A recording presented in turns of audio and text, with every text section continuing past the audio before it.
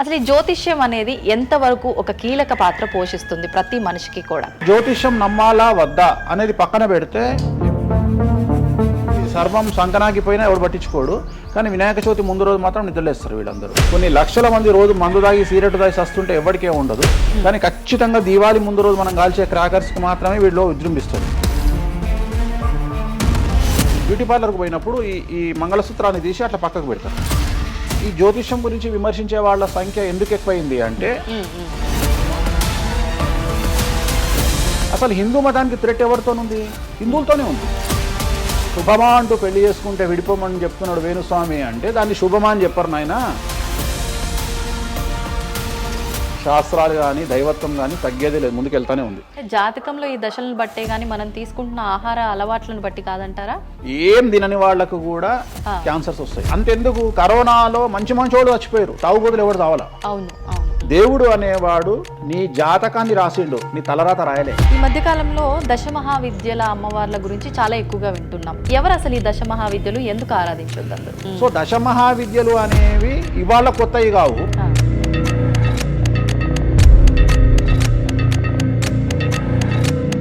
అరుణాచలం ఎవరికి తెలిసి బాలటి వరకు? ఎందుకు అరుణాచలానికి పొలవమంటే వెళ్ళిపోతున్నారు అంటే చాగంటి కోటేశ్వరరావు గారు చెప్పడం వల్ల నీకు అరుణాచలం తెలిసింది. మరి అరుణాచలం విషయంలో ఇదే డిస్కషన్ ఎందుకు వస్తలేదు?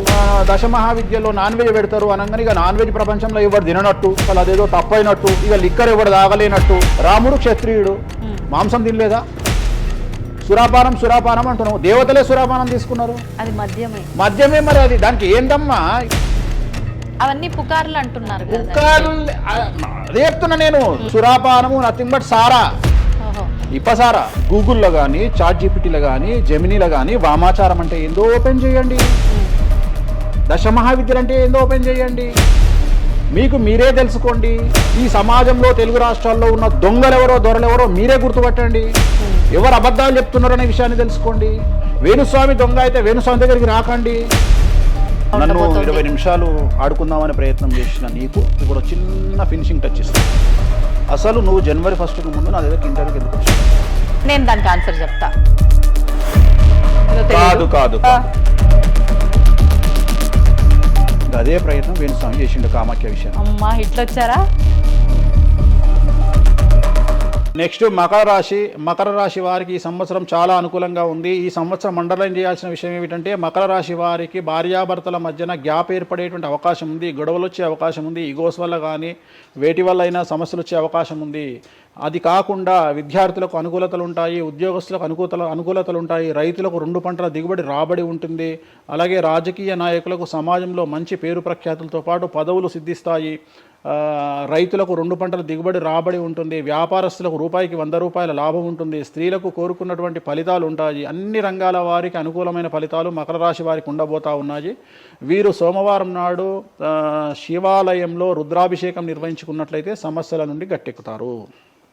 సో నెక్స్ట్ కుంభరాశి వారికి ఏలినాడు శని చివరి అంకంలో ఉంది. చాలా సమస్యలు కనిపించబోతా ఉన్నాయి. కుటుంబంలో ఎవరిని తీసుకున్నా, విద్యార్థులు, ఉద్యోగస్తులు, వ్యాపారస్తులు, కళాకారులు, క్రీడాకారులు, రాజకీయ నాయకులు, స్త్రీలు, ఉద్యోగస్తులు, బ్యూరోక్రాట్లు అందరికీ సమస్యలు ఉన్నాయి. వాహన ప్రమాదాలు, పోలీస్ కేసులు, కోర్టు కేసులు, ఆరోగ్యపరమైన ఇబ్బందులు, మానసికమైన ఇబ్బందులు, స్త్రీలకైతే థైరాయిడ్ సమస్యలు, పీసీఓడి సమస్యలు, గర్భసంచికి సంబంధించిన సమస్యలు, మానసికమైన ఇబ్బందులు బాధించే అవకాశం కనిపిస్తూ ఉంది.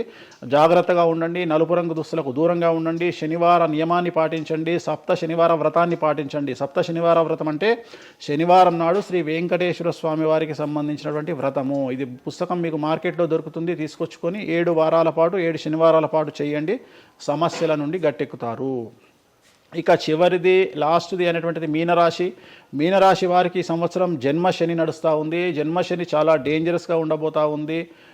ఏ రంగంలో ఉండే వారికైనా ఈ సంవత్సరం సమస్యలు తప్పవు. ఆర్థికంగా, సామాజికంగా, న్యాయపరంగా, ఆరోగ్యపరంగా, వాహన ప్రమాదాలు అవ్వచ్చు, ఆర్థికపరమైన నష్టాలు అవ్వచ్చు, పోలీస్ కేసులు అవ్వచ్చు, ఇంట్లో తల్లిదండ్రులు ఒకళ్లకు ప్రాణగండాలు అవ్వచ్చు, భార్యాభర్తల మధ్యన గొడవలు అవ్వచ్చు. మరీ ముఖ్యంగా ఈ సంవత్సరం మీనరాశి జాతకులు ఉండేటువంటి ఇళ్లలో మగవాళ్లకు సంపాదన లేకుండా ఖాళీగా ఉండడం వల్ల ఆడవాళ్లు మాత్రమే సంపాదించి, ఆడవాళ్ల ఉద్యోగంతో డబ్బులు సంపాదించి, ఆడవాళ్ల అంటే భార్యల మీదనో, ఆడవాళ్ల కూతుళ్ళ మీదనో, తల్లి మీదనో బ్రతికేటువంటి పరిస్థితి మగవాళ్లకు ఉండే అవకాశం ఉంది. కాబట్టి ఈగోలను చంపుకోండి. సో ఆడవారిని ఆడవారి మీద బ్రతకడానికి సిద్ధపడండి, కష్టపడండి, మానసికంగా సంసిద్ధులుగా ఉండండి. అంటే అలాంటి ఒక కండిషన్ ఈ సంవత్సరం ఉండబోతా ఉంది. ఈ ఒక్క సంవత్సరాన్ని కనుక మీరు దాటగలిగితే మీ జీవితంలో మంచి మంచి మంచి పొజిషన్లకు వెళ్తారు. సో నలుపు రంగు దుస్తులకు దూరంగా ఉండండి, రాత్రిపూట ప్రయాణాలు చేయకండి, వాహన ప్రమాదాలు జరిగే అవకాశం కనిపిస్తూ ఉంది, జన సమూహం ఉన్నటువంటి ప్రాంతాలకు వెళ్ళకండి. సో జాగ్రత్తలు తీసుకోండి, నలుపు రంగు దుస్తులకు దూరంగా ఉండండి. తిరునల్లా శనీశ్వర ఆలయంలో ప్రత్యేకమైన శని పూజ నిర్వహించడం ద్వారా సమస్యల నుండి బయటపడతారు. ఇప్పుడు ఈ రాశి ఫలాల్ని ఈ మధ్యకాలంలో చాలా మంది ఫాలో అవుతున్నారండి. ఇది అక్షరం అంటే పేరులో మొదటి అక్షరాన్ని బట్టి ఫాలో అవ్వాలా, లేదంటే డేట్ ఆఫ్ బర్త్ బట్టి వచ్చే రాశిని ఫాలో ఇది అవ్వాలా? పేరులో దాని సంబంధం లేదు, డేట్ ఆఫ్ బర్త్ ప్రకారం చూసుకోవాలి. రెండోది ఇది గోచారం, గ్రహచారం వేరు, గోచారం వేరు. ఇది జస్ట్ గోచారం ప్రకారం ఎలాగైతే మనము సౌరమానం ప్రకారము మనం చూసుకుంటామో అలా ఇది ఓన్లీ చాంద్రమానం ప్రకారము మీ నక్షత్రం ప్రకారం చూసుకోవాల్సిందే. మళ్ళీ వ్యక్తిగతమైన జాతకం వేరు. అంటే ఒక 3-4 రాశులు మినహాయించి అన్ని రాశుల వారికి కొంచెం ఇబ్బందికర పరిస్థితులే ఉన్నాయి. దానికి మీరు చెప్పిన రెమెడీస్ చేసుకుంటే సరిపోతుంది. గురుగారు, చాలా వరకు ప్రస్తుత రోజుల్లో జ్యోతిష్యాన్ని ఎక్కువగా నమ్ముతున్నారేమో అనిపిస్తూ ఉంటుంది. సేమ్ టైం మళ్ళీ జ్యోతిష్యం మూఢనమ్మకము అని చెప్పి కొట్టిపారేసే వాళ్ళు కూడా ఎక్కువైపోయారేమో అనిపిస్తుంది. అసలు ఈ జ్యోతిష్యం అనేది ఎంతవరకు ఒక కీలక పాత్ర పోషిస్తుంది ప్రతి మనిషికి కూడా?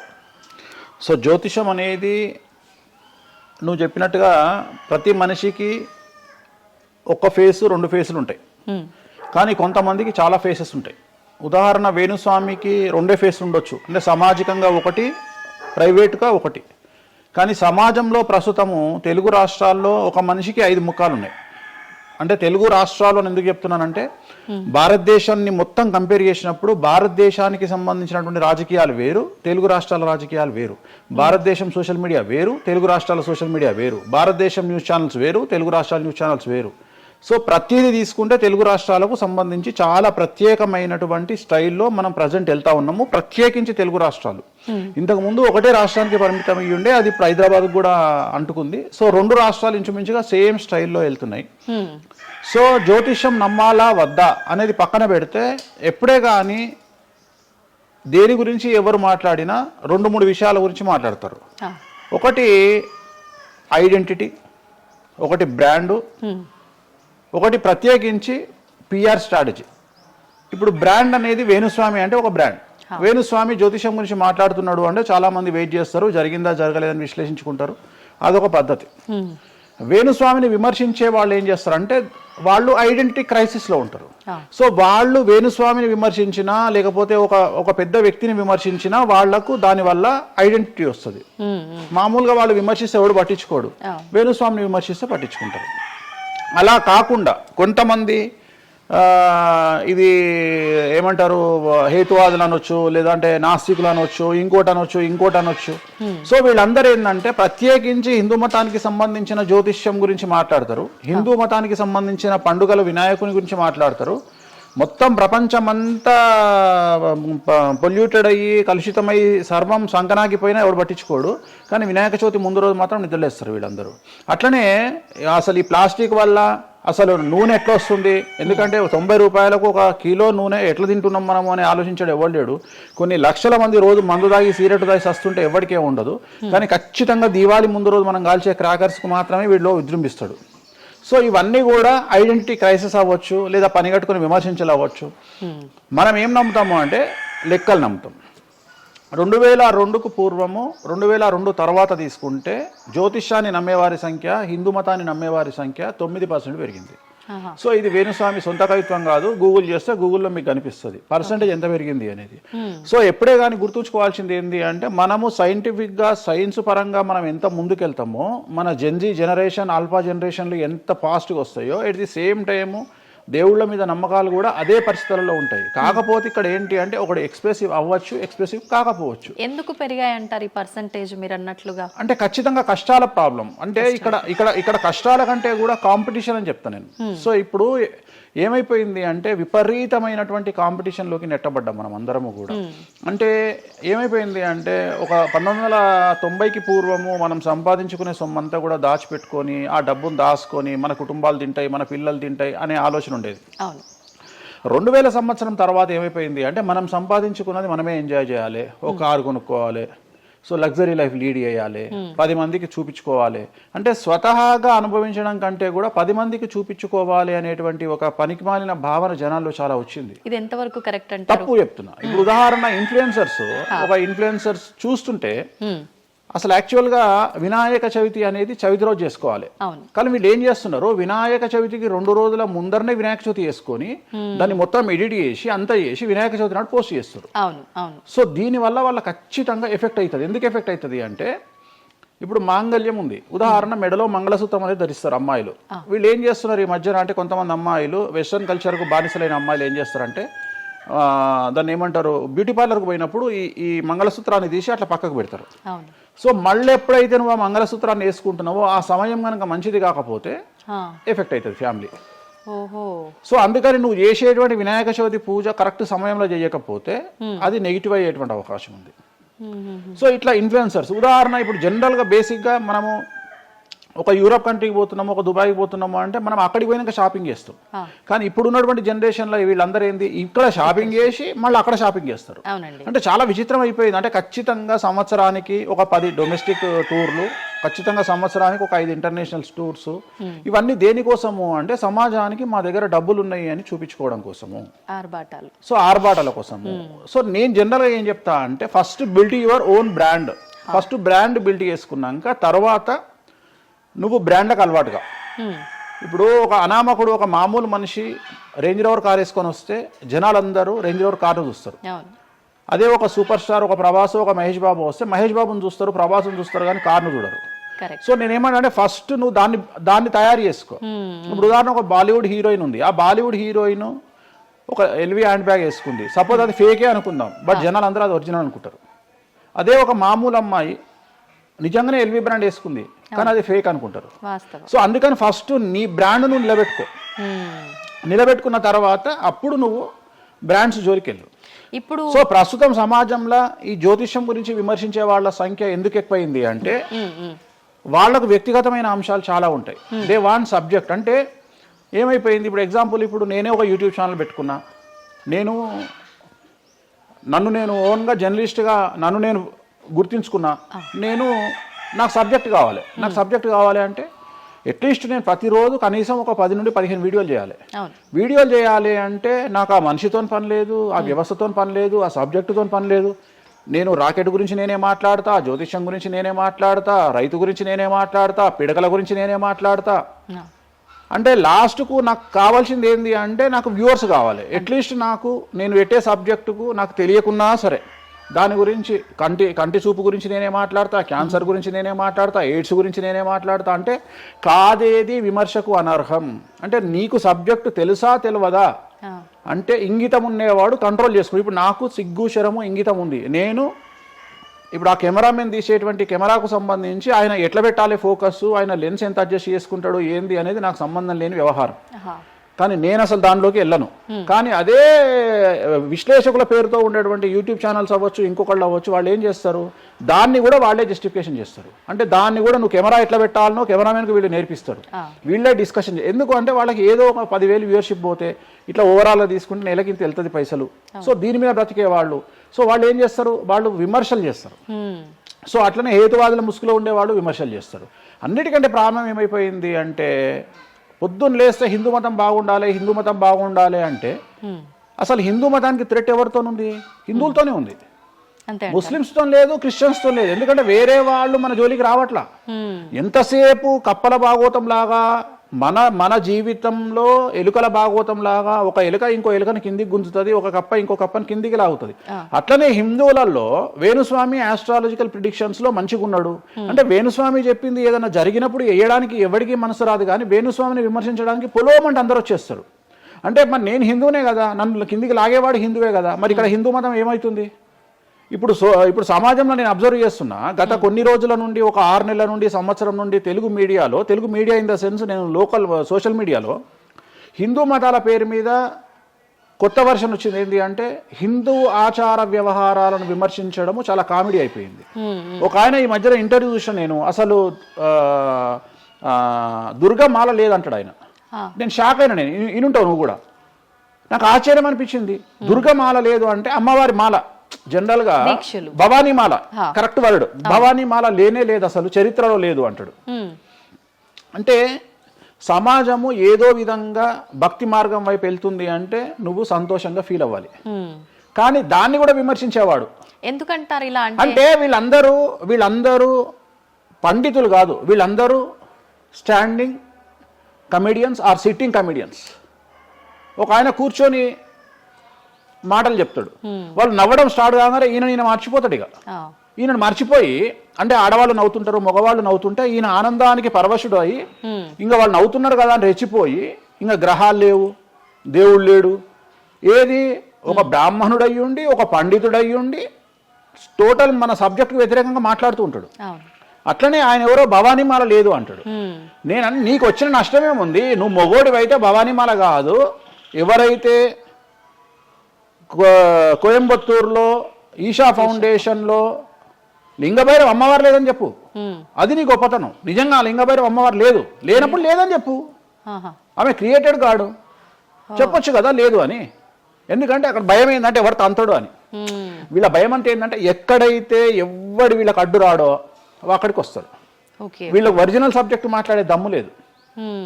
సో ఇదంతా ఎంత చేసినా నేను అల్టిమేట్గా చెప్పేది ఏంటంటే, జ్యోతిష్యానికి వ్యక్తిగతంగా నా దగ్గరకు వచ్చేవాళ్ళు నాకు జనాలకు చెప్పారుగా. ఇప్పుడు నేను ఒక మాట చెప్తా, ఇప్పుడు సీక్రెట్ మెయింటైన్ చేయాలనుకుంటారు ప్రతి ఒక్కడు, ప్రైవసీ మెయింటైన్ చేయాలనుకుంటారు. మామూలుగా హాస్పిటల్కి పోతేనే ఇవాళ ప్రైవసీ మెయింటైన్ చేయాలనుకుంటున్నారు. అది అట్లీస్ట్ తలకాయనొప్పికి పోయినా వాళ్ళు దే వాంట్ ప్రైవసీ. అంటే కారు డైరెక్ట్గా B1కి వెళ్ళిపోతుంది, పైకి వెళ్ళిపోతారు, డాక్టర్ని కలుస్తారు, వస్తారు. అట్లాంటిది వేణుస్వామి దగ్గరకు వచ్చి నేను ఎందుకు చెప్పాలనుకుంటున్నా, లేదంటే నేను ప్రజలకి చెప్పాలనుకుంటున్నా అనుకోరు కదా. ఎవరో ఒకళ్ళు వేణుస్వామి దగ్గరికి వెళ్ళినప్పుడు కొన్నిసార్లు కొన్ని వీడియోలు తీసినప్పుడు 100 మందిలో ఒక వీడియో తీసినప్పుడు ఆ వీడియో పోస్ట్ చేస్తాము, దానివల్ల నా దగ్గరకు వచ్చినట్టు తెలుస్తుంది. కానీ 99% నా దగ్గరకు వచ్చినట్టు తెలియదు. నా దగ్గరికే కాదు, జ్యోతిషం అనేది ఎక్స్ట్రీమ్గా జనాల్లోకి వెళ్తున్నది. ఎట్ ది సేమ్ టైం భక్తి అనేది జనాల్లోకి వెళ్తున్నది. దాన్ని భయం అంటమా భక్తి అంటమా పక్కన పెడితే ఈరోజు జనాలు ముక్కోటి కానీ ఇతరత్ర పండుగలు కానీ జనవరి 1 కానీ జనాలు విపరీతంగా దేవాలయాల్లో ఉంటున్నారు. అంటే జనాలకు దేవుడి మీద కానీ శాస్త్రాల మీద కానీ వచ్చినటువంటి నమ్మకము, ఈ నమ్మకాన్ని ఎవరో ఒకళ్ళు వచ్చి టీవీలో కూర్చొని చెప్పినంత మాత్రాన పోదు. సో ఇది జనాల్లోకి విపరీతంగా వెళ్తానే ఉంటుంది. జనాలు ఎప్పుడే కానీ ఎంత వెస్టర్న్ కల్చర్కి వెళ్ళినా నమ్మకము అనేది ఒకటి ఉంటుంది. మనల్ని నమ్మించేది, మనల్ని బ్రతికించేది నమ్మకము. ఈ నమ్మకం లేకపోతే మనకు జీవితం లేదు. సో ఈ జ్యోతిష్యము అనేది అంధకార బంధురంలో ఉండేటువంటి ఒక వ్యక్తిని బయటకు తీసుకురావడానికి, జరగబోయే నష్టాన్ని చెప్పడానికి మాత్రమే పనికి వచ్చేటువంటి శాస్త్రము. అంతేగాని నువ్వు 50 ఏళ్లకు నరుకుతావు, 40 ఏళ్లకు కారు కొంటావు, ఈ సొల్లు పురాణం చెప్పాల్సిన పని లేదు. జరగబోయేటువంటి నష్టాన్ని గనక చెప్పగలిగితే జ్యోతిష్యము దాన్ని సరి చేసుకోవడంతో పాటు మానసికంగా స్ట్రాంగ్ అవ్వడానికి ఆ వ్యక్తికి చాలా చాలా చాలా ఉపయోగపడుతుంది. భార్యాభర్తలు తన్నుకొని చస్తారు, విడిపోతారు అని చెప్పడంలో ఉద్దేశము మీరు విడిపోండి అని కాదు. భార్యాభర్తల్లో అట్లీస్ట్ జనరేషన్ ను బట్టి ఈ రోజు భర్త అనేవాడు కాంప్రమైజ్ అయ్యి భార్య తిట్టినా పడి ఉంటాడు అని ఇక్కడ ఉద్దేశము. అంటే ఒకప్పుడు భార్యకు భర్తకు పెళ్లికి కనీసం 10 సంవత్సరాల గ్యాప్ ఉండేది. ఎందుకు అంటే భార్య అనే అమ్మాయి చిన్నపిల్లగా ఉంటే భర్త అనేవాడు ఒక కూతుర్ని చూసుకుంటాడు అనే ఉద్దేశంతో ఆ పెళ్లిళ్ళు చేసేవాళ్ళు. ఇవాళ ఏం చేస్తున్నారు, ఇద్దరికి 6 నెలలు తేడా ఉండదు. సో ఇద్దరు టెంపర్మెంట్ లో వెళ్తారు, ఇద్దరు గొడవలు పడతారు. సో ఈ కండిషన్లో వాళ్ళిద్దరు విడిపోయేటువంటి తత్వం వైపు వెళ్తారు. కాబట్టి మొదలే మీ జాతకాలు బాగాలేవు, మీకు విడిపోయే అవకాశం ఉంది అంటే మిమ్మల్ని విడిపోమని చెప్పడం కాదు. ఇక్కడ మీరు జాగ్రత్తగా ఉండండి, కాంప్రమైజ్ కండి, ఈగోస్ పక్కన పెట్టండి, మీ పొసెసివ్నెస్ను పక్కన పెట్టండి. సో ఆర్థికపరమైనటువంటి అంశాల్లో క్యాలిక్యులేటెడ్గా ఉండండి, తన్నుకొని చావకండి, విడిపోకండి అని మొదలే వాళ్ళని హెచ్చరించడం అనేటువంటిది దీంట్లో భాగము.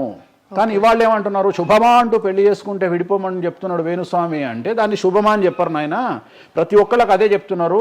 ఆ మాతకు వస్తే మీరు పొద్దున్న లేస్తే 100 పెళ్లిలలో 80 పెళ్లిళ్ళు డివోర్స్ అవుతున్నాయి.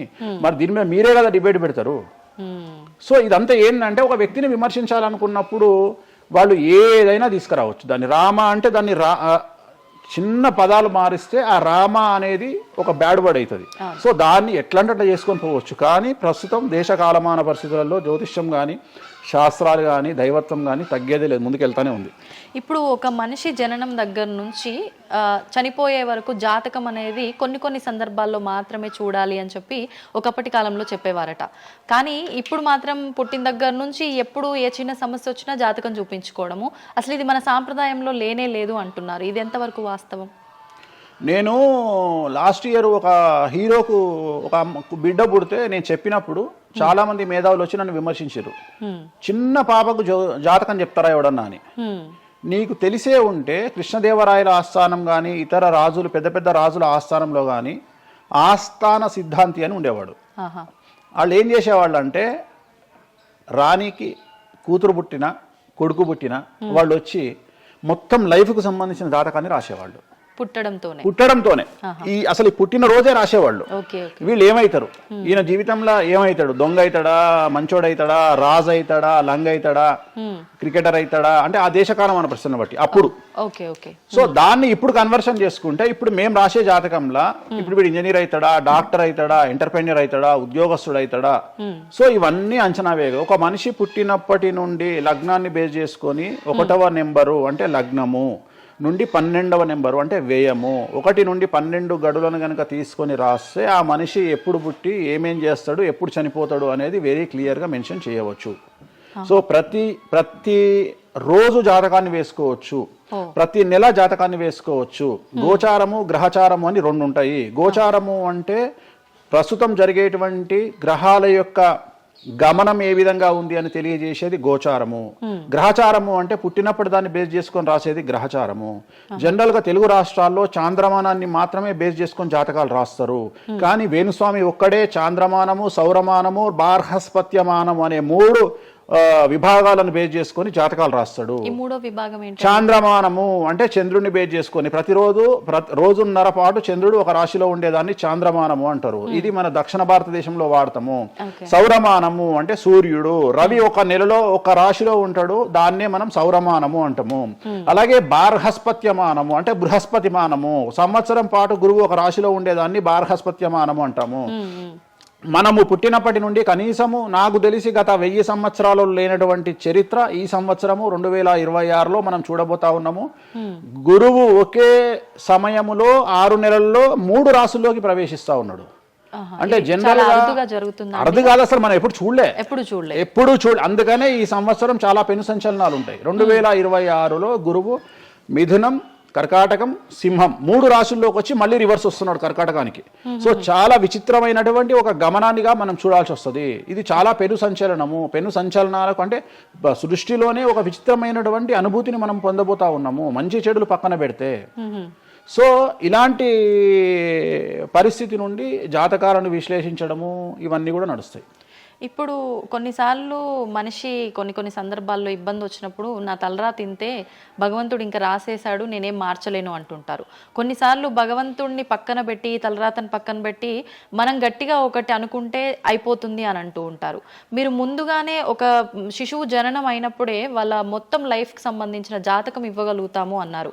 మరి ఇప్పుడు మధ్యలో ఇప్పుడు చెప్తున్న వాళ్ళ విధానాలను బట్టి మనం అనుకుంటే అయిపోతుంది, ఏదైనా మనం ప్రయత్నం చేస్తే మారుతుంది, భగవంతుడు దాన్ని మార్చేస్తాడు కొన్ని ప్రయత్నాల వల్ల అంటారు. ఈ రెండిట్లో అసలు దేన్ని నమ్మాలంటారు? ఇప్పుడు భగవంతుడు రాసినాడు, మన జాతకము మారదు, మన తలరాత మారదు అని అనుకుంటే అలాంటి వాళ్ళందరినీ మనం చేయాల్సింది ఏంటంటే వాళ్ళకి ఎవరికైనా హార్ట్ అటాక్ రాగానే వాళ్ళని అట్లనే బెడ్ మీద కూర్చోబెట్టి ఎదురుగా ఫోటో పెట్టి దేవుని మొక్కుమని చెప్పాలి. హాస్పిటల్కి ఎవరిని పంపించొద్దు. ఎందుకంటే తలరాత కదా, భగవంతుడు రాసేసిండు కదా. మరి ఎందుకు మరి అనవసరంగా అంబులెన్స్కి ఫోన్ చేయడము, హాస్పిటల్కి వెళ్ళడం ఎందుకు, పనిలేని పని కదా. అంటే నీ ప్రయత్నము హార్ట్ అటాక్ వచ్చినా కానీ నిన్ను తీసుకుపోయి హాస్పిటల్లో అడ్మిట్ చేస్తున్నారు. సో హాస్పిటల్లో నిన్ను టైంకు తీసుకుపోవాలా వద్దా అని డిసైడ్ చేసేది జాతకం. నువ్వు బతుకుతావా బ్రతకవా అని డిసైడ్ చేసేది జాతకం. ఇక్కడ నేను తోపు నేను తురుము అని అనుకుంటే నడవదు. నేను తోపు నేను తురుము అనుకోవద్దు. చాలా మంది చాలా రకాలుగా కష్టపడతారు. కష్టపడితేనే సుఖపడతాము, కష్టపడితేనే జీవితం అభివృద్ధిలోకి వస్తుంది అనుకుంటే అతి కష్టం పడేది గాడిద. సో అతి కష్టం పడేది డ్రైనేజీలో పనిచేసేటువంటి మున్సిపల్ వర్కర్స్. సో వాళ్లకు ₹1,00,000 రోజుకు జీతం ఇచ్చినా తక్కువ లేదు. అంటే వాళ్ళు ఊడ్చే చెత్త, వాళ్ళు తీసే చెత్త ఈ ప్రపంచంలో ఎవరూ భరించలేరు. అలాంటిది వాళ్ళు చేసే కష్టం మీద కంపేర్ చేస్తే ఈ ప్రపంచంలో ఇక కష్టం చేసే మనుషులే లేరుగా. మరి అలాంటి వారికి మనం ఇచ్చే జీతం ఎంత? 40,000, 50,000. కానీ వాళ్లకు కనీసం నెలకు 40 లక్షలని ఇవ్వాలి. అంటే నువ్వు చేసే కష్టానికి కాకుండా నువ్వు తెలివితో చేసే కష్టానికే విలువ ఎక్కువ. హార్డ్ వర్క్ కాకుండా స్మార్ట్ వర్క్ నమ్ముకోవాలా? ఎగ్జాక్ట్లీ, స్మార్ట్ వర్క్ నమ్ముకోవాలి. సో రెండవది, నేను కష్టపడితే అసలు రానే రాదు. నువ్వు కష్టపడడం కాదు, నువ్వు తెలివిగా కష్టపడు, కసిగా కష్టపడు. సో అందరికంటే భిన్నంగా ముందుకెళ్ళు. సో దీంట్లో లోకులు నీ మీద రాళ్లు వేస్తారు, దీంట్లో లోకులు నిన్ను సమాజంలో టార్గెట్ చేస్తారు. So there is no development in comfortable zone. నువ్వు కంఫర్టబుల్ జోన్ దాటిన తర్వాతనే నీ జీవితంలో నీ కష్టాలు అనేవి స్టార్ట్ అవుతాయి. ఆ కష్టాలు స్టార్ట్ అయిన తర్వాత అభివృద్ధి అనేది ఏర్పడుతుంది. సో నువ్వు ఉద్యోగానికి అలవాటైనవు అంటే జీవితంలో నువ్వు ఉద్యోగంలోనే ఉండిపోతావు. నువ్వు రిస్క్ తీసుకొని సంవత్సరం పాటు ఖాళీగా కూర్చోవడానికి ట్రై చేసి నువ్వేదో వ్యాపారం చేసుకోనో ఇంకేదో చేసుకోనో ముందుకు రావడానికి ప్రయత్నం చేస్తే అప్పుడు నువ్వు తోపవుతావు. ఓకే. సో ఇక్కడ నువ్వు ఎంత టార్గెట్ చేసినావు జీవితంలో, ఎంత డబ్బు సంపాదిస్తున్నావు అనే దాని మీద నువ్వు తీసుకునే రిస్క్ ఆధారపడి ఉంటుంది. నువ్వు తీసుకునే రిస్క్ను బేస్ చేసుకుని నీ లైఫ్లో డెవలప్మెంట్ అనేది ఆధారపడి ఉంటుంది. అంతేగాని నేను నార్మల్గానే ఉంటా, నాకు డబ్బులు రావాలి అంటే రావు. ఎట్ ది సేమ్ టైము నాకు జ్యోతిష్యము అనేటువంటిది ఎలాంటిది అంటే, డాక్టర్ దగ్గరికి పోయినప్పుడు బ్లైండ్గా కాలో చెయ్యో ఇరిగినప్పుడు డాక్టర్ దగ్గరికి పోయినావు, డాక్టర్ ఏమంటాడు? ఫస్ట్ ఎక్స్రే తీసుకొని రా అంటాడు. అదే జ్యోతిష్యం. ఆ ఎక్స్రే అనేదే నీ లగ్నం, ఎక్స్రే అనేదే నీ కుండలి. సో నువ్వు తీసుకున్న ఎక్స్రే, నువ్వు ఎట్లయితే డాక్టర్ దగ్గరికి పోయినప్పుడు ఎక్స్రే ఎట్లయితే పనిచేస్తుందో, నీ కష్టం వచ్చినప్పుడు నిన్ను కష్టాల నుండి బయటికి తీసుకురావడానికి జ్యోతిష్యం అనేది ఎక్స్రే లాగా ఉపయోగపడుతుంది. ఆ ఎక్స్రే అంటే నీ కుండలి చూసినప్పుడు నీకు ఈ సబ్జెక్ట్ లో ఈ ప్రాబ్లం ఎందుకు వచ్చింది, ఒక వ్యక్తికి హార్ట్ అటాక్ ఎందుకు వచ్చింది అంటే ఆయన జాతకంలో రవి కేతువు లేదా శని దృష్టి రవి మీద, లేదా కుజ రవులు 8వ ఇంట్లోనో లేకుంటే 6వ ఇంట్లోనో వ్యయంలో ఉన్నప్పుడు, అలాగే రవి కేతువులు 12వ ఇంట్లో కలిసినప్పుడు, అలాగే 6వ ఇంట్లో కలిసినప్పుడు, సో ఆ సందర్భంలో ఆ గ్రహ చిత్రంలో, ఆ దశా చిత్రంలో ఆ దశ వచ్చినప్పుడు, అంతర్దశ వచ్చినప్పుడు, ఏలినాటి శనిలోనో, ఆ షష్టమ శనిలోనో, అష్టమ శనిలోనో ఈ హార్ట్ అటాక్ అనేది వస్తుంది. అంటే జాతకంలో ఈ దశలను బట్టే గానీ మనం తీసుకుంటున్న ఆహార అలవాట్లను బట్టి కాదంటారా? ఏం తినని వాళ్లకు కూడా క్యాన్సర్స్ వస్తాయి, గుర్తుంచుకోవాలి. ఏం తినని వాళ్ళకు కూడా క్యాన్సర్లు వస్తాయి. చాలా మందికి ప్రస్తుతం సమాజంలో నాన్ వెజ్ తిననటువంటి వాళ్లకు కొలన్ క్యాన్సర్ వచ్చినటువంటి సంఘటనలు నాకు వేలల్లో తెలుసు. సో ఏం తప్పు చేస్తున్నారని అమ్మాయిలకు బ్రెస్ట్ క్యాన్సర్ వస్తుంది? ఆన్సర్ చెప్పు. Question mark. అవునా కాదా? థైరాయిడ్ తో ఏం పని చేస్తున్నాం? థైరాయిడ్ ప్రాబ్లం వచ్చింది. సరే, ఉదాహరణ లంగ్స్ క్యాన్సర్ అంటే నువ్వు సిగరెట్ తాగితే వచ్చింది. కానీ నువ్వు నమ్మవో 100 మందిలో 40 మందికి లంగ్స్ క్యాన్సర్ వచ్చిన వాళ్ళకు సిగరెట్ అలవాట్లేదు. ఎందుకు వచ్చింది? సో చాలా మంది అంతెందుకు, కరోనాలో మంచి వాళ్ళు చచ్చిపోయారు, తాగుబోతులు ఎవరు తావాలా? అవును అవును. అసలు దీని మీద కదా నువ్వు సైంటిస్ట్ రీసెర్చ్ చేయాల్సింది. ఇంతమందిని చూసినా మనం రోడ్డు మీద బిచ్చమెత్తుకునేవాడు ఎవరు చచ్చిపోలే. ఎందుకు అంటే వాడి డైజెషన్ సిస్టమ్ అంత స్ట్రాంగ్ ఉంది, వాడి ఇమ్యూనిటీ పవర్ అంత స్ట్రాంగ్ ఉంది. అట్లనే మందు తాగే వాడి ఇమ్యూనిటీ పవర్ అంత స్ట్రాంగ్ ఉంది. తాగుబోతులు ఎవరు చచ్చిపోలే కరోనాలో. సో ఇవన్నీ నువ్వు ఎలా చనిపోతావు, ఏ రోగం వస్తుంది, ఏంది అనేది జ్యోతిష్యం ప్రిడిక్ట్ చేయగలుగుతుంది. జ్యోతిష్యం అనేది నీ లైఫ్ను డిసైడ్ చేసింది కాదు, నీ లైఫ్ను ఎలా మార్చుకోవాలి అనేది జ్యోతిష్యం డిసైడ్ చేస్తుంది. దేవుడు అనేవాడు నీ జాతకాన్ని రాసిండు, నీ తలరాత రాయలే. ఇక్కడ గుర్తుంచుకోవాల్సింది ఏంటంటే, నువ్వు ఏ సమయంలో పుట్టాలి అనేది డిసైడ్ చేసింది ఎవరు? దేవుడు. సో నువ్వు పుట్టినప్పుడు 9 గ్రహాల కాంబినేషన్స్ ఎక్కడున్నాయి? లగ్నంలో ఎవరున్నారు, ద్వితీయంలో ఎవరున్నారు, తృతీయంలో ఎవరున్నారు, చతుర్థంలో ఎవరున్నారు, పంచమంలో ఎవరున్నారు, షష్టమంలో ఎవరున్నారు, వ్యయంలో ఎవరున్నారు. అంటే నీకు ఏ రోగాలు రావాలి, నీకు దోస్తులు ఎట్లాంటి వాళ్ళు ఉన్నారు, నీ కుటుంబంలో నీకు బంధువులతో గొడవలు అయితేయా కావా, నువ్వు డబ్బు ఎంత సంపాదిస్తావు, ఉద్యోగం వల్ల సంపాదిస్తావా, వ్యాపారం వల్ల సంపాదిస్తావా, లేకపోతే బెట్టింగ్లో పోయి నాశనం చేసుకుంటావా, లేకపోతే వ్యసనపరుడు పోయి నాశనం చేసుకుంటావా, సో అమ్మాయిలకు బానిస అవుతావా, అంటే ఇట్లాంటివన్నింటిని అనలైజ్ చేయగలిగినటువంటి శక్తి జ్యోతిష్యానికి ఉంది. జ్యోతిష్యము అనేది వేరు కాదు. నువ్వు ఏదైతే దేవుడు జాతకం రాసిండు, ఏదైతే తలరాత రాసిండు అంటుండో గదే గిది. అంటే పుట్టిన టైంని, ప్లేస్ని అన్నిటిని బట్టే ఈ ప్రిడిక్షన్. ఒక మనిషి పుట్టిన సమయాన్ని బేస్ చేసుకొని ఇప్పుడు నువ్వు మాట్లాడుతున్న దేవుడు రాసిన తలరాతనే జాతకం. తలరాత వేరు, జాతకం వేరు కాదు. నీ తలరాత అనేది ఈ లగ్నంలో ఉంది, ఈ కుండలిలో ఉంది, దీన్ని బేస్ చేసుకొని దీన్ని చేతిలో పట్టుకొని నువ్వు ముందుకెళ్తే నీకు ఏ ప్రాబ్లం ఉండదు. ఒక్కసారి జ్యోతిష్కుడిని సంప్రదిస్తే కాదు, నువ్వు ప్రతిసారి ప్రతి సంవత్సరము లేదా 2.5 సంవత్సరాలకు ఒకసారి శని మారినప్పుడల్లా నీ జాతకం మారుతుంటది, గోచారంలో మారుతుంటది, గ్రహచారంలో మారుతుంటది. నువ్వు ఎలాంటి చర్యలు తీసుకోవాలి, ఎలాంటి జాగ్రత్తలు తీసుకోవాలి, నీకు వాహన ప్రమాదాలు ఎప్పుడు వస్తాయి, ఆరోగ్యపరమైన ఇబ్బందులు ఎప్పుడు వస్తాయి, న్యాయపరమైన ఇబ్బందులు ఎప్పుడు వస్తాయి, నువ్వు ఎదిగిన తర్వాత నీకు శత్రువులు పెరుగుతారు, నువ్వు ఎంత శుద్ధపూసైనా ఎంత మంచివాడివైనా నువ్వు సమాజంలో ఎదిగి ఒక కారు కొనుక్కొని ఒక ఇల్లు కొనుక్కొని నీ బతుకు నువ్వు బ్రతుకుతున్నా నీ మీద జనాలు ఏడ్చి చస్తారు. నీకు శత్రువులు అనేవాళ్ళు ఏర్పడతారు. నువ్వు మంచి చేసినా శత్రువులు వస్తారు, చెడు చేసినా శత్రువులు వస్తారు. సో ఇలాంటి వాళ్ళందరి నుండి నువ్వు ఎట్లా తప్పించుకోవాలి, తప్పించుకోవడానికి ఏమేం పూజలు చేసుకోవాలి, ఏమేం న్యాయపరమైన జాగ్రత్తలు తీసుకోవాలి, వీటన్నిటినీ క్రోడీకరించి చెప్పగలిగిన వాడు జ్యోతిష్కుడు. కాకపోతే జ్యోతిష్కుడికి దేశ కాల మాన పరిస్థితులను బేస్ చేసుకొని జాతకం చెప్పగలగడం రావాలి. ఎందుకంటే జ్యోతిష్యంలో ఉదాహరణ రవి కుజ కేతువు కలిసి ఉన్నప్పుడు సుఖవ్యాధి వస్తుంది. సో సుఖవ్యాధి అని మాత్రమే జ్యోతిష్యం చెప్పింది మాకు, అంతేగాని నీకు సిఫిలిస్, గనేరియా, ఎయిడ్స్, HIV అని చెప్పి రాయలే మాకు. అక్కడ రాసింది ఏం రాసిండు, నీకు సుఖవ్యాధి వస్తుంది. కాకపోతే దేశకాలమాన పరిస్థితులను బట్టి ఏ వ్యాధులు వస్తున్నాయో దాన్ని అంచనా వేయగలిగిన శక్తి జ్యోతిష్కుడికి ఉండాలి. ఇప్పుడు కూడా నువ్వు ఇంజనీరింగ్ చేస్తున్నావు అంటే ఇంజనీరింగ్ ఇంకో 2 ఏళ్ళు అయితే పోతుంది. సో కొత్త ఏదో వస్తుంది, స్టడీస్ వస్తాయి. సో మనం మారుతూ ఉండాలి, మనం అప్డేట్ అవుతా ఉండాలి.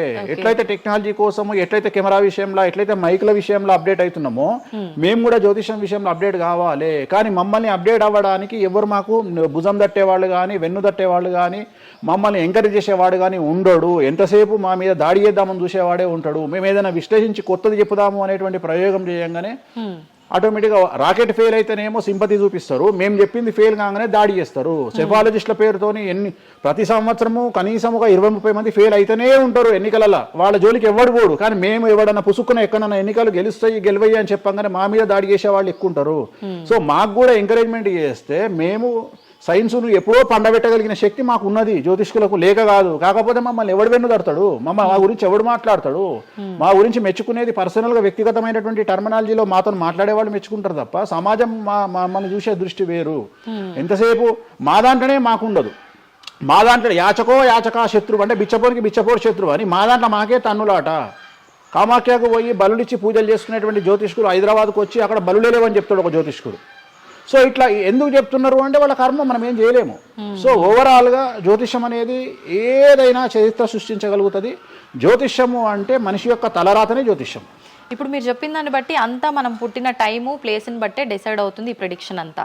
అంటే న్యాచురల్గా బర్త్ జరిగితే ఓకే, కానీ ఇప్పుడు అన్ని ముహూర్తాలు పెట్టుకొని టైము అన్ని చూసి చేస్తున్నారు కదా, మరి ఇటువంటి వారికి జాతకం ప్రెడిక్షన్ కరెక్ట్ ఉంటుందా? ఆ ముహూర్తం పెట్టాలి అనేటువంటి టైమింగ్ కూడా ఆయన డిసైడ్ చేస్తాడు, దేవుడే.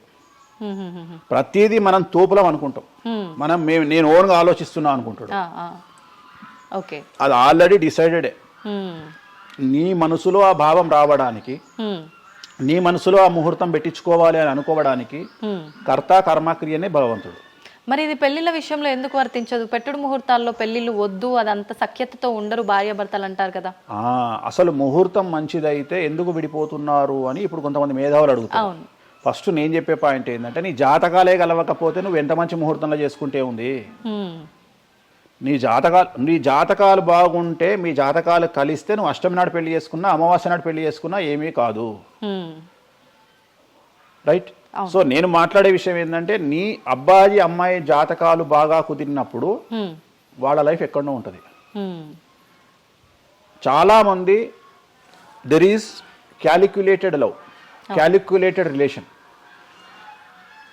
అమ్మాయి ఏమనుకుంటుంది, నేను నెలకు 1,50,000 సంపాదిస్తున్నా, నాకు ఖచ్చితంగా 2 లక్షలు సంపాదించే అబ్బాయి కావాలి అనుకుంటుంది. కానీ నన్ను జీవితంలో బాగా చూసుకునే అబ్బాయి కావాలి, నేను కాంప్రమైజ్ అవుతా, నీకు 1,00,000 వస్తుందా, నేను 1,50,000 సంపాదిస్తా, ఇద్దరం కలిసి 2.5 లక్షలతో బతుకుతాము అని ఏ అమ్మాయి అనుకోదు.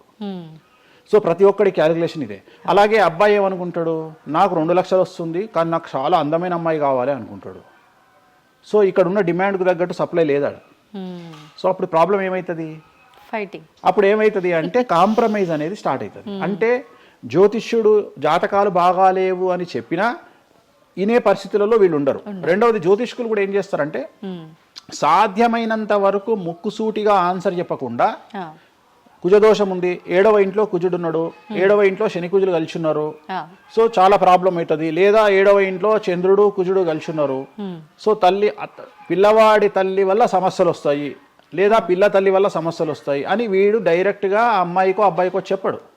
లేదు మీ ఇద్దరికి సంతాన యోగం లేదు అని చెప్పడు. ఉదాహరణ 9:5 అయింది, ఇద్దరిది అమ్మాయిది అబ్బాయిది, సంతాన యోగం ఉండదు, షష్టాష్టకాలు అయినాయి. వీడేమంటాడు, షష్టాష్టకాలలో శుభ షష్టాష్టకాలు అంటాడు. అంటే విషయంలో మంచి విషయం ఉంటుందా? ఉండదు కదా. శుభ షష్టాష్టకాలు ఎక్కడి నుండి వచ్చినాయి? నువ్వు చెప్పేదే విషం అంటున్నావు, విషం అనుకుంటూ మంచి విషం అంటున్నావు మళ్ళా. సో మంచి విషయం ఎక్కడ నుండి ఉంటుంది? ఉండదు. విషం వేసుకుంటే చస్తాడు. అట్లనే షష్టాష్టకాలు అంటే ప్రాబ్లం స్టార్ట్ అవుతుంది. అట్లనే 9:5 ఏకనాడి, వర్ణదోషము, యోని దోషము, ఇట్లా చాలా రకాల దోషాలు ఉంటాయి. సో ఈ దోషాలను ఏం చేస్తారంటే, ఈ దోషాలను ఎదుటి వ్యక్తికి నిజాయితీగా చెప్పడం మానేసి సాధ్యమైనంత వరకు వీళ్ళు పెళ్లి చేసుకోవాలి అనే ఇంటెన్షనల్ గా పాజిటివ్ వేలో వెళ్తాడు. రెండవది ఏంటంటే, ఆల్రెడీ వీళ్ళు ఏం చేస్తారు, మేము ఇద్దరం ఫిక్స్ అయినాము, మేము పెళ్లి చేసుకుంటాము అని డిసైడ్ చేసుకొని వస్తారు అక్కడికి. అప్పుడు వాడు ఇవన్నీ చెప్పి వాళ్ళ మనసును విరగొడతాడా? విరగొట్టాడు. జనరల్గా ప్రపంచంలో ఏ అమ్మాయి తండ్రి కానీ ఏ అబ్బాయి తండ్రి కానీ తన బిడ్డనో తన కూతురో తన అల్లుడో నాశనం కావాలి అని కోరుకోరు. కానీ చెప్పగలిగినటువంటి పరిస్థితుల్లో ఎవరు ఉండాలి? జ్యోతిష్కుడు ఉండాలి. సో అది నేను చేస్తున్న ప్రస్తుతం కలియుగంలో. వేరే వాళ్ళు ఎవరు చేయట్లేదు ఆ విధంగా. ఎందుకంటే రేపొద్దున కలిసి ఉండకపోతే 2 కుటుంబాలు బాధపడతాయి, సమాజంలో చెడ్డ పేరు వస్తుంది, వీళ్ళ లైఫ్ స్పాయిల్ అయిపోతుంది. సో అందుకని నేను చాలా జాగ్రత్తగా మొదలే డిసైడ్ చేసి, నీకు ఈ ప్రాబ్లం ఉందిరా బాబు, నువ్వు జాతకాలు నీకు కలవలేదు, వివాహం చేసుకోకు అని చెప్తా. వీళ్ళ జాతకాలు బాగా లేకున్నా తీసుకుపోయి మంచి ముహూర్తం చూసుకొని పెళ్లి చేసుకుంటే ఆ ముహూర్తం వీళ్లను సఫలీకృతులను చెయ్యదు. నీ జాతకం బాగుండాలి. అట్లనే నువ్వు ఏ టైంలో పుట్టాలనో డిసైడ్ చేసుకున్నా అని నువ్వు అనుకొని సిజేరియన్ పెట్టుకుంటావు, కానీ ఆ టైంలో నువ్వు నక్షత్రమే చూస్తావేమో కానీ 6వ ఇంట్లో ఉండే గ్రహాలు 12వ ఇంట్లో గ్రహాలు డిసైడ్ చేయగలిగింది భగవంతుడు. ఆ టైంలో ఒకవేళ వ్యయస్థానంలో గ్రహాలున్నా 6వ స్థానంలో గ్రహాలున్నా జాతకం అంతా కింద మీద అవుతుంది. ఒకవేళ కుజుడు ఉండే స్థానాన్ని బట్టి, చంద్రుడు బుధుడు ఉండే స్థానాన్ని బట్టి జాతకాలు కరెక్ట్గా డిసైడ్ చేయకపోతే ఆటిజంతో మగపిల్లలు పుడతారు. సో ఇన్ని సమస్యలు ఉంటాయి. సో చాలా ఈజీగా సిజేరియన్ ఆపరేషన్ చేసుకోగానే పిల్లలు మంచిగా పుడతారు అని కాదు అక్కడ. ఎందుకంటే నువ్వు పిల్లలు మంచిగా పుట్టాలి లేదు అనేది డిసైడ్ చేయడానికి it will take 3 to 4 hours. కానీ 3 to 4 minutes లో జ్యోతిష్కుడు డిసైడ్ చేస్తుంది. అది తప్పు. ఈ మధ్యకాలంలో దశమహావిద్యల అమ్మవార్ల గురించి చాలా ఎక్కువగా వింటున్నాం. రాబోతున్న సినిమాలు, ఆల్రెడీ వచ్చిన సినిమాలు కూడా వారికి సంబంధించిన సినిమాలు ఎక్కువగా రావడం జరుగుతోంది. అంటే కొత్తగా, అంటే ఎవరైనా మనిషి కొత్తగా వస్తే మాట్లాడుకోవడం వరకు ఓకే, కానీ భగవంతుల గురించి కొత్తగా మన అందరిలోకి రావటము, వాళ్ళ గురించి మాట్లాడుకోవటము, మళ్ళీ అంటే భగవంతుడు అంటేనే అందరికీ అందుబాటులో ఉండి వాళ్ళకున్న కష్టాల నుంచి గట్టెక్కించడానికి ఆరాధించే వాళ్ళుగా మనం భావిస్తాము. మరి వాళ్ళని అందరూ ఆరాధించొద్దని రకరకాల విధానాలన్నీ చెప్తూ ఉన్నారు. ఎవరు అసలు ఈ దశమహావిద్యలు, ఎందుకు ఆరాధించొద్దు అందరూ? నేను 1991 ఐ థింక్ ఘరానా మొగుడు అనే సినిమా ఓపెనింగ్ చేయడానికి విశాఖపట్నం వెళ్ళాను నేను. ఆ సినిమా ముహూర్తం నేనే పెట్టిన. ఇక్కడ చిరంజీవి గారి సినిమా, రాఘవేంద్రరావు గారిది విశాఖపట్నంలో అయ్యింది. బంగారు కోడిపెట్ట అనే సాంగ్ తోని ఆ సినిమా స్టార్ట్ అయింది. అది ముహూర్తం చేసిన నేను విశాఖపట్నంలో. అప్పుడు నేను అక్కడనే పక్కనే ఉన్నటువంటి శ్రీకాకుళం అనేటువంటి ఒక ప్రాంతానికి వెళ్ళిన. నేను మాట్లాడేది 1991. అప్పుడు వాళ్ళకి ఎన్టీ రామారావు అంటే ఎవరో తెలియదు. హైదరాబాద్లో ఎన్టీ రామారావు ఉంటాడు అంటే వాళ్ళ ఆశ్చర్యానికి అంతులు లేవు. అంటే ఎన్టీ రామారావు అనే వ్యక్తిని మీరు చూసిరా, మీకు తెలుసా అంటే వాళ్ళంతా, అంటే ఆ రోజు ఉన్నటువంటి డెవలప్మెంట్, ఆ రోజున్న ఫ్లైట్లు, ఆ రోజున్న వ్యవస్థను బట్టి వాళ్ళు ఎక్కడనో కుగ్రామంలో ఉండేటువంటి మనుషులు. సో వాళ్లకు ఎన్టీఆర్ అంటే హైదరాబాద్ అంటే తెలియదు. మీరు ఇప్పటికీ కూడా శ్రీకాకుళం ఆ ఏరియాకి వెళ్ళి హైదరాబాద్ మీరు జీవితంలో వచ్చిరని అడగండి, 190 మందికి హైదరాబాద్ అంటే ఏందో తెలియదు. ఓకే. సో అట్లనే భారతదేశంలో ఇప్పుడు మన తెలుగు రాష్ట్రాల్లో పుట్టిన చాలా మంది దగ్గరికి వెళ్ళి ఢిల్లీ ఎలా ఉంటుంది అని అడిగితే మీకు తెలియదు, ముంబై ఎలా ఉంటుంది అని అడిగితే మీకు తెలియదు. మాకు తెలియదు కాబట్టి ప్రపంచం గింతే బాయిలకప్ప అనుకోవద్దు. సో దశమహావిద్యలు అనేవి ఇవాళ కొత్తవి కావు. ఎలాగైతే లింగాకారంలో శివుణ్ణి పూజిస్తున్నామో శివుడి భార్య అయినటువంటి సతీదేవిని అదే యోని రూపంలో పూజిస్తున్నాము. అయిపోయింది. చెరిసగం మంచుకురు ప్రపంచాన్ని. నీకు ఇవాళ తెలిసింది వేణుస్వామి చెప్తే. వేణుస్వామి ఎంక్వైరీ చేయడం అలవాటు, వేణుస్వామికి ఎక్స్ప్లోర్ చేయడం అలవాటు కాబట్టి తిరిగి వచ్చి నీకు ఇవాళ చెప్తే నీకు అర్థమైంది. నువ్వు అంత మాట మాట్లాడుతున్నావు. అరుణాచలం ఎవరికి తెలిసి బాలటి వరకు? ఎందుకు అరుణాచలానికి పొలవమంటే వెళ్ళిపోతున్నారు? అంటే చాగంటి కోటేశ్వరరావు గారు చెప్పడం వల్ల నీకు అరుణాచలం తెలిసింది. మరి అరుణాచలం విషయంలో ఇదే డిస్కషన్ ఎందుకు వస్తలేదు? అరుణాచలం అనేది నిన్న మొన్నటి దానికి తెలియదు కదా జనాలకు. ఇవాళ గిరి ప్రదక్షిణలు చేస్తూనే ఉన్నారు కదా మీరు అందరు పోయి. అంటే ఎవరో ఒకళ్ళు ఒక సబ్జెక్టు గురించి మాట్లాడేటువంటి పరిస్థితుల్లోకి రావాలి. ఆ ఫ్రీడమ్ మనం ఇవ్వాలి. సో అరుణాచలం గురించి చాగంటి గారు ఎలా మాట్లాడినారో దశ మహావిద్యల గురించి వేణుస్వామి గత 5 సంవత్సరాల నుండి ఫైటింగ్ చేస్తూ ఈ స్టేజ్కి తీసుకొచ్చిండు. దశ మహావిద్యల గురించి మాట్లాడడంలో చాలా ఇబ్బందులు ఉంటాయి. ఎందుకంటే చాలా మంది దొంగ పనులు చాటుకు చేయాలనుకుంటారు కానీ పబ్లిక్ లో చేయాలనుకోరు. సో అలాంటి దాన్ని సైలెన్స్ బ్రేక్ చేసినటువంటి వ్యక్తి వేణుస్వామి. దానివల్ల వేణుస్వామి చాలా సఫర్ అయ్యిండు. సామాజికంగా సఫర్ అయ్యిండు, పండితులతో సఫర్ అయ్యిండు, మీడియా వల్ల సఫర్ అయ్యిండు, చాలా మందితో సఫర్ అయ్యిండు దశ మహావిద్యల గురించి మాట్లాడడం వల్ల.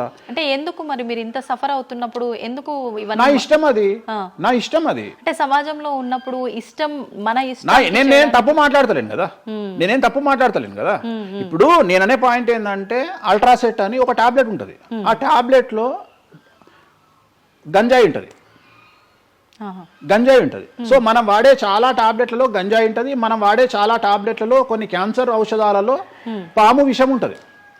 దాని గురించి మనం మాట్లాడుకోం. సో మనం దేని గురించి మాట్లాడుకుంటాము అంటే ఏదైనా కొత్తది వచ్చినప్పుడు వేణుస్వామి లాంటి వాడు వచ్చినప్పుడు మాట్లాడుకుంటాడు. ఇప్పుడు చాలా మంది కొంతమంది నాకు తెలిసిన వాళ్ళు షుగర్ అంటే ఇప్పటికి కూడా చెప్పుకోరు. భారతదేశంలో షుగర్ వస్తే చెప్పుకోరు షుగర్ వచ్చిందని. అంతెందుకు ఇవాళ గురించి సరోగసి గురించి ఇప్పటికీ మన దేశంలో మాట్లాడుకోరు. ఇప్పటికి కూడా చాలా మంది సెలబ్రిటీలు సరోగసితోని పిల్లల్ని గంటూ అబద్ధాలు చెప్పుకుంటారు, మేము కడుపుతోనున్నామని. అట్లనే అబద్ధాలు చెప్పుకుంటారు, అట్లనే శ్రీమంతాలు చేసుకుంటారు. కానీ వాళ్ళంతా సరోగేట్ మదర్సు. కానీ వాళ్ళు జనాలకు తెలియదు. ఎందుకంటే పొద్దున్న లేచి డోర్ కొట్టి నువ్వు కడుపుతో ఉన్నావా లేదా అని బెదిరిస్తాడు. ఎవడన్నా బెదిరించాడు కదా. నువ్వు ఒక నిజమైన ప్రెగ్నెంట్ను పిలిచి అమ్మ 9 నెలలకు నీ బాడీ లాంగ్వేజ్ ఏందో అడుగు. డెలివరీ అయిన తర్వాత 40 రోజులు నీకు సుక్కలు ఎట్లా కనిపిస్తాయో అడుగు.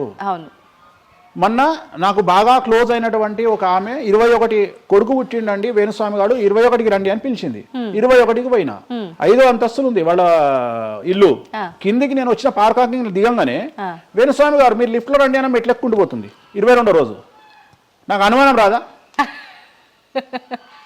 వస్తుంది. నేను కూడా ఒక ఆడదానికి పుట్టిన కదా, నేను కూడా ఒక అమ్మ కొడుకునే కదా. నాకు తెలుసు మదర్ కి ఇబ్బందులన్నీ అసలు ఉండవు. సరోగా ఈమె కనదు కదమ్మా. ఇప్పుడు ఎవరో అంటారు, మీరు అది గెస్ చేశారు. గెస్ చేయడం ఏంది? 2 మెట్లెక్కాలంటేనే బాడీ లాంగ్వేజ్ తెలిసిపోతుంది కదా.